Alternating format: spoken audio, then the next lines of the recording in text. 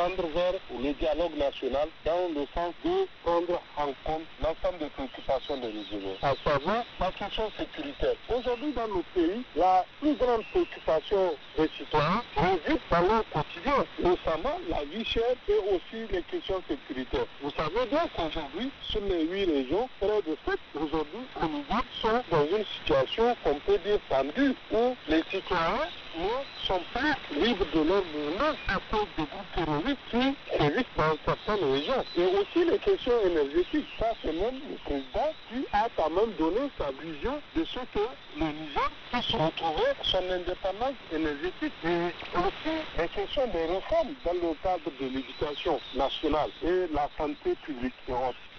Et en Guinée, l'Alliance nationale pour l'alternance et la démocratie, regroupant les principales formations politiques de l'opposition, a invité les militaires au pouvoir à œuvrer pour le retour à l'ordre constitutionnel avant le 31 décembre 2024. C'est à travers un communiqué rendu public le 18 mai, répondant ainsi à une récente sortie du nouveau Premier ministre qui soutient que le Comité national du Rassemblement pour le développement doit rester au pouvoir jusqu'en 2025. Les précisions à Conakry de Boubacar Diallo. La NAD réagit ainsi à une récente déclaration de Amadou Ouriba, le Premier ministre de la Transition, qui lors d'une conférence de presse a déclaré qu'il admet un report probable des élections en 2025. Il soutient que les militaires qui ont pris le pouvoir en 2021 doivent le garder au moins jusqu'en 2025. Dans le communiqué, la NAD prévient que tout report du retour à l'ordre constitutionnel aura pour conséquence, citation, la perte de toute légitimité à la junte de diriger la transition. Et c'est la fin de ce bulletin d'information. Merci de l'avoir suivi. Restez à l'écoute de BBC Afrique.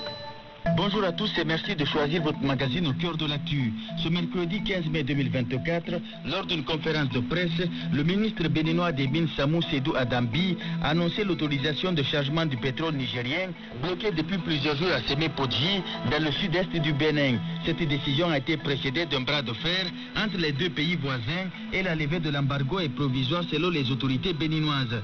Ces derniers mois, la tension est restée tendue entre le Bénin et le Niger. Dans ce numéro de votre magazine, nous allons tenter de comprendre le différend que posent ces deux pays d'Afrique de l'Ouest. Nos experts proposeront aussi des solutions pour l'apaisement des relations diplomatiques. Je suis Alpha Amadou Garigalou. BBC Afrique, comprendre le monde sans la conquérir. Bonjour à tous. Commençons cette émission en recevant dans ce studio Souleymane Katia-Ouattara. Bonjour. Bonjour Alpha. Journaliste à la rédaction de BBC Afrique. Alors Souleymane, expliquez-nous comment tout a commencé. Alpha, remontons en 2023 pour comprendre la genèse de cette tension diplomatique. En réaction au coup d'État du 26 juillet 2023 au Niger, le Bénin a appliqué des sanctions décidées par la communauté économique des États d'Afrique de l'Ouest, la CEDEAO, dont la fermeture de sa frontière avec son voisin sahélien. La CEDEAO avait d'ailleurs menacé d'intervenir militairement au Niger pour rétablir le président Mohamed Bazoum, ce qui n'a pas été du goût des autorités de la transition. Plus de 6 mois après, les militaires ayant pris le pouvoir n'ont pas cédé à la demande du bloc sous-régional, qui a toutefois décidé lors d'un sommet en février dernier de lever les sanctions visant Niamey.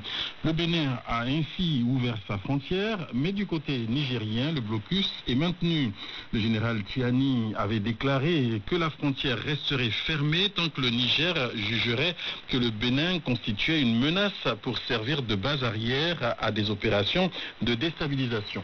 Souleymane, la fermeture de la frontière du côté du Niger n'est pas restée sans conséquence sur le projet de pipeline qui lie les deux pays. Oui, Alpha, dans une déclaration faite le 8 mai, le président béninois Patrice Talon avait confirmé la décision d'interdire l'embarquement du pétrole nigérien via la plateforme de Sémé-Podji au Bénin. L'oléoduc géant de 2000 km devrait permettre à Niamey d'écouler son pétrole brut sur le marché international. Le chef de l'État béninois avait justifié cette décision par la fermeture de la frontière du côté nigérien et le manque de communication entre les deux voisins. Bien que les frontières soient fermées, le Bénin permet que les biens de consommation, notamment les denrées agricoles, aillent au Niger. Mais arrivé à Malanville, qui est le passage formel entre le Bénin et le Niger, la frontière est ouverte du côté Bénin, mais du côté Niger, c'est fermé. Alors, le bord du fleuve est devenu le champ de trafic d'échange de biens et des grosses barques charge les biens à partir du Bénin, les denrées, le mil, le sorgho, le maïs, le riz, pour traverser la frontière. Donc il s'est établi un environnement d'échange informel. Nous avons donné également notre approbation pour les formalités de mise en œuvre du pipeline, et nous avons dit que cela ne peut pas se faire de manière informelle, comme c'est le cas des denrées qui vont au Niger. On ne peut pas dire que les échanges avec le Bénin sont interdits, que le Niger ne veut aucun échange avec le Bénin, et demander que les bateaux pour le Niger viennent accoster dans nos eaux. Le Niger ne nous a pas saisis officiellement de leur volonté d'envoyer des bateaux chargés. Ils n'ont pas dit. Ce sont